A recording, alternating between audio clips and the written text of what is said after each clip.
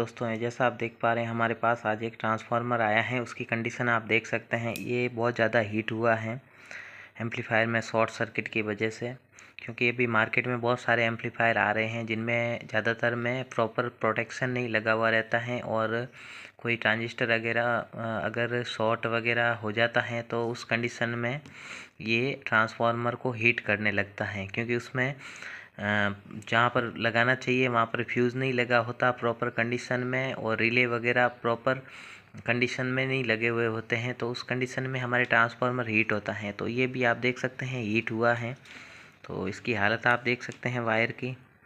लेकिन एक चीज़ अच्छी है कि इसमें जो वायर कनेक्ट किए गए हैं उनमें जो प्राइमरी कॉइल के वायर हैं वो भी बाहर ला कर के फिर इन्होंने ये बाहर निकलने वाले वायर कनेक्ट किए हैं, जिससे हमें यहाँ पर वायर वापस चेंज करने में आसानी रहेगी।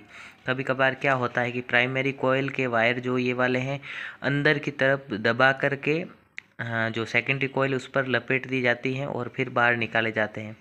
लेकिन हमारी ये फ़ायदा है कि इसमें प्राइमरी कॉइल के भी वायर हमें, या आप देख सकते हैं, बाहर मिल रहे हैं जहाँ से हम एसी इनपुट करते हैं। तो हम इसकी रिपेयरिंग करेंगे। वैसे इसमें ज़्यादा डैमेज नहीं हुआ है। ये ऊपर का पार्ट जो जला हुआ है ये उससे ये थोड़ा कार्बन लग गया है इसमें। बाकी इसकी जो कॉपर की कोटिंग है वो अभी इस पर लगी हुई है, तो आपस में ये शॉर्ट सर्किट नहीं है। तो हम इसकी कवरिंग चेंज करेंगे और ये वायर चेंज करेंगे। ये वायर कुछ इस तरीके से इसमें सोल्डरिंग की हुई रहती हैं और ऊपर ये स्लीव लगी हुई रहती है, तो हम सारी की सारी स्लीव निकालेंगे और जो जला हुआ वायर है उसे काट करके दूसरा वायर लगाएंगे और फिर इसकी जो ऊपर की कवरिंग है वो हम वापस चढ़ा देंगे। तो ये जैसा आप देख पा रहे हैं हमने इसमें जो 50 की सप्लाई है और जो हमारे 12012 की सप्लाई है उसको वायर रिपेयर करके हमने स्लीव लगा करके उस पर एक टेप लगा दी है, जिससे हमारे वायर हमारे टेपिंग की टाइम हिले डुले नहीं। और इसकी मेन जो एसी की सप्लाई है वो और हमारे 012 की सप्लाई पर अभी काम करना बाकी है। तो हम ये जो जले हुए वायर हैं इनको हटा करके दूसरे वायर इसमें कनेक्ट करके फिर इस पर हल्की सी टेपिंग कर देंगे। तो ये जैसा आप देख पा रहे हैं हमने जो हमारे 2 सप्लाई बाकी बची थी उन पर भी हमने वायरिंग अच्छी तरीके से करके हल्की सी टेपिंग कर दी है। और अब हम इस पर ये जो आप कॉटन टेप देख रहे हैं वो हम पूरी तरीके से लगा देंगे। तो ये जैसा आप देख पा रहे हैं हमने इस पर पूरी तरीके से कॉटन टेपिंग कर दी है। और अगर आपके पास वार्निश है तो आप इस टेप पर वार्निश भी लगा सकते हैं, जिससे ये आपके हार्ड हो जाएगी।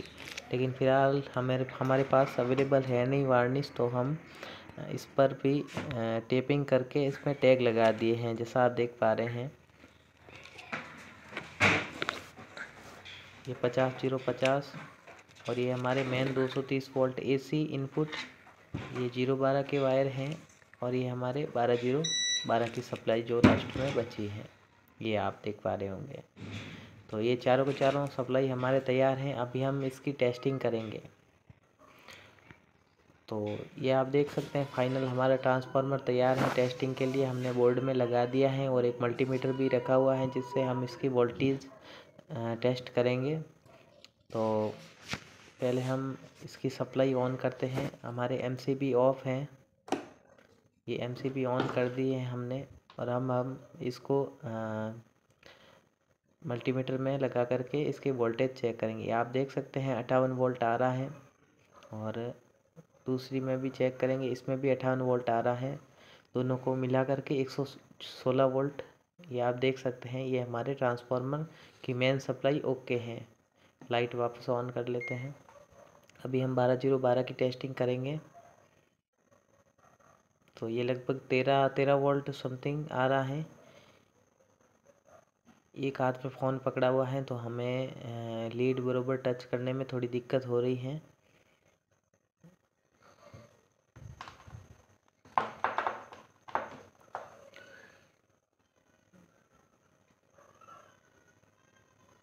ये लगभग 13-14 वोल्टेज आ रहे हैं, तो ये हम कह सकते हैं कि ओके हैं। ये हमारी एसी की सप्लाई है, इसमें रेक्टिफायर लगाना बाकी है, ये आप देख सकते हैं।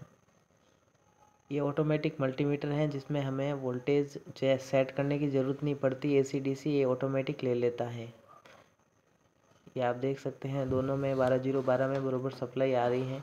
और अभी हम 0-12 की भी सप्लाई टेस्ट करेंगे तो इसमें भी लगभग 14 वोल्ट हमारे आउटपुट आ रही हैं AC, आप देख सकते हैं। तो हमारे ट्रांसफार्मर बिल्कुल ओके हैं, ये हीट भी नहीं हो रहा, बिल्कुल एकदम ठंडा पड़ा है क्योंकि फ़िलहाल इस पर लोड नहीं है। अब हम MCB ऑफ कर देते हैं। ये बोर्ड हमने अभी तैयार किया है, इसमें हमने ये मीटर डायरेक्ट कर दिया है और उसके बाद में जो भी स्विच है उसके लिए MCB अलग से लगा दी है, जिससे जब हमारे इस बोर्ड में सप्लाई आएगी तो हमें वोल्टेज पता चल जाएगा। उसके बाद ही हम MCB ऑन करके हमारे सिस्टम को ऑपरेट करेंगे। तो दोस्तों ये चीज़ अगर आपको पसंद आई तो इस वीडियो को लाइक और शेयर करें और आप भी इस तरीके से अपने ट्रांसफार्मर को रिपेयर कर सकते हैं। अगर आपने अभी तक हमारे चैनल को सब्सक्राइब नहीं किया है तो प्लीज़ कर दें। धन्यवाद।